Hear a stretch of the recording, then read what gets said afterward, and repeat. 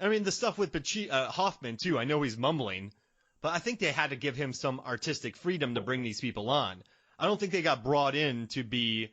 They didn't get brought into this film to be micromanaged by Beatty. No. These are actors he respected, too, though. Yeah. And so I think they just came in there as a help to him, but they maybe loved it, and they probably had fun doing it.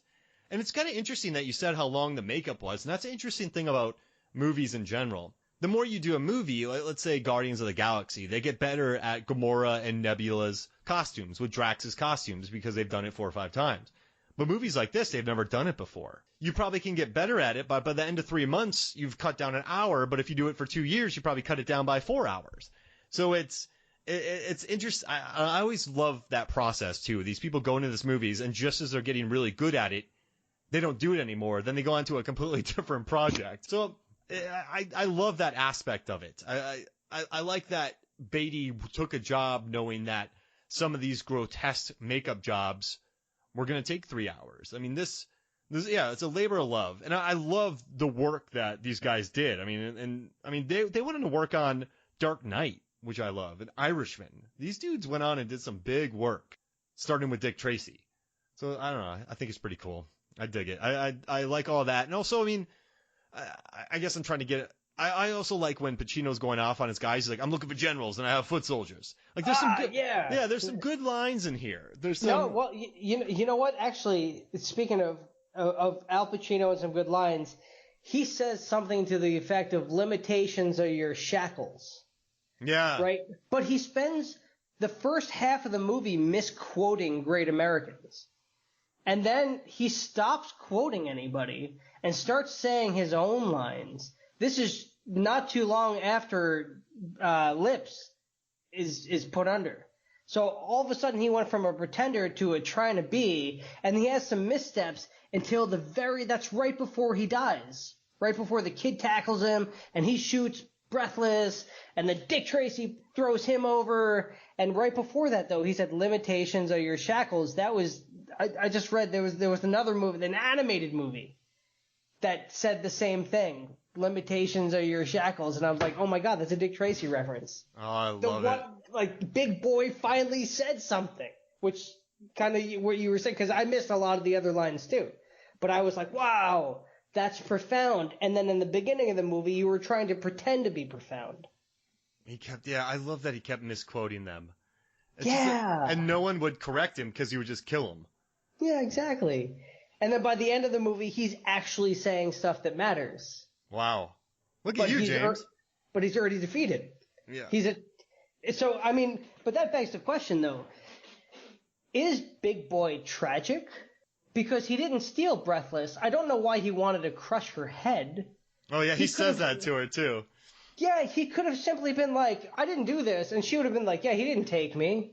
And then, like, they would have been like, oh, there's somebody else at work here. They could have joined forces. But instead, he's like, hey, Flat Top, I'm going to take her. Why don't you guys get in all these dummy cars? They're probably going to shoot everybody, but I'm going to take her anyway. And then I'm going to have this elaborate thing where I go up to a place I've never been before. I'm going to crush her head in a gear. And that's as far as I got. And you're like, Big Boy, you could have teamed up with Dick Tracy here. Like, you offered him the money. It almost looked like he took it. The kid thought you were going to take it.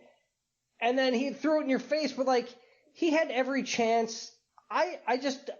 He just seems... I would have liked to see that fleshed out a little more. Like a prequel movie, who is Big Boy? Because really, like when the movie starts, right, who's Lips? There's Big Boy. James Caan's character. Like, he's straight up at the table is like, nah, Big Boy, I'm out. This isn't for me. Like, oh, James Caan, thank you. This is the first time I've seen you. He's trying to unionize. That's what I mean. But like, who are? I mean, I know there's a whole thing, but it could have been. It could still be something. No, like there's a lot of. There's only. I mean, they put 21 or 28. I can't remember what the number of the villains in that movie.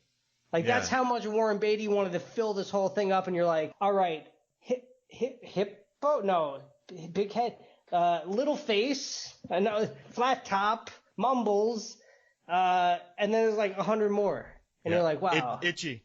Dopey, no, there's a guy named Itchy in it. Is there really? Yeah, played by Edo Ross. His name's Itchy. Well, I gotta say, Mandy Patinkin though, wow. Yeah. The piano player. Oh my gosh, I love that. And when you see him, you're thinking, wait, is that Mandy? And then you know his role's going to be bigger because it's Mandy. Well, when they put him in the yellow with the little newsboy cap, and then you're like, oh, that's Mandy Patinkin. But then you put that just light on his head, just blaring off of him, and you're like, I don't know, that could be some guy. Now, I mean, listen, at the end of... Also, I forgot to bring this up. Sorry, I'm switching gears here, but I love there's a fact that I want to bring to you. So, according to a Newsweek report, an astonishing 100% of the movie-going public was aware of the existence of this movie before it opened. That's insane. 100%? Yeah, 100% had known about it. That's how much money that Disney and Katzenberg spent on it. On marketing? Yeah, 100%. I didn't know. I saw that movie. That number can't be right. Well, I think of 100% of adults. Yeah, there it is. But that's pretty gnarly, though. 100%.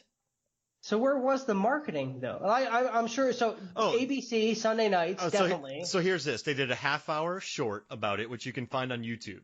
So if you go on YouTube, you have the making of Dick Tracy, and you can see all the behind-the-scenes footage. It's a lot of fun. They also had 600 different Dick Tracy products being made and sold under license by other companies. There were video games for virtually every console and $300 pajamas, according to Newsweek. They had rubbery action figures of the grotesque villains. If you go on YouTube, they released a video of all the villains, and you can see a YouTube clip of all the toys that they released. They also had a 1-900 number that you could call to win free stuff. Oh, no. Yeah. So, I mean, this movie I fell prey to some of those in the 80s as a kid. This movie had a massive campaign. And Is that not astonishing? Is this, well, they wanted it to be Batman, but do you think is this a movie that needs that campaign? No. No, it's not. No, not at all. Batman didn't have this campaign. I mean, maybe they did, but it deserved it. Well, and they wanted to do T-shirts, so they said if you buy a T-shirt, that's your ticket to go see Dick Tracy. The premiere movie. Yeah, and so a lot of people went to do that, but a lot of the movie theaters messed up, and it didn't work that well because, in Batman, they sold so many black T-shirts that kind of cotton was hard to find in the United States. That's how many Batman shirts were being sold in 1990. And they had a major demand of needing black shirts with Batman logos on it. So they were trying to do the same thing with Dick Tracy. And it sold, right? But then it just didn't have the lasting impact. But it's really funny, too. I was just thinking about it because Batman, I'm thinking about a Pepsi commercial that I saw as a kid for Batman. Do the melody of Dick Tracy. Oh, no, I know. Yeah. Right? Yeah. Do the melody for Batman. Yeah. I know that one. Dun, dun, dun, dun, dun. Yeah. Well, that was everywhere. I don't know what Dick Tracy... Danny Elfman did it. I have no idea what... I watched it, and I'm like, wow, this is great. Listen, it's just... And gone. As soon as I heard it, my first note was Batman score when I was watching Dick Tracy. I wrote that. Yeah. So you know who it is. But exactly. The problem is, though, this movie was coming together before Batman's massive blockbuster success. I mean, we're talking 89 to 90. So I think they were making it as a good popular picture, but I think they tacked on everything afterwards when they saw the success of Batman. So they were trying to push a square peg through a round hole with all the marketing. I think what they should have done is looked at UHF, the movie that went up against Batman and Indiana Jones, and basically almost destroyed Orion Pictures. Yeah. Which, by the way, is still quoted today. You So Stupid comes from that movie. I love when people try to do that. Like, I'm going to open up my movie with Avengers as counter-programming. There's not going to be counter-programming. Hey, so what was your favorite moment in Dick Tracy before we get out of here? Tell me your favorite moment in this movie. Well, it comes down to, it's the dock scene. It's the dock scene with Breathless. It's overwhelmingly beautiful. The background music is fantastic. The dialogue is not fantastic, but the imagery is perfect for what the movie is. You've got a conflicted Dick Tracy on this beautiful backdrop of this comic book movie. You've got the lounge singer who we don't know yet is the femme fatale, if you will, the Rorschach of our movie. Alan Moore would be proud, right? Oh, I could do again another couple. Just his artwork. I love Alan Moore.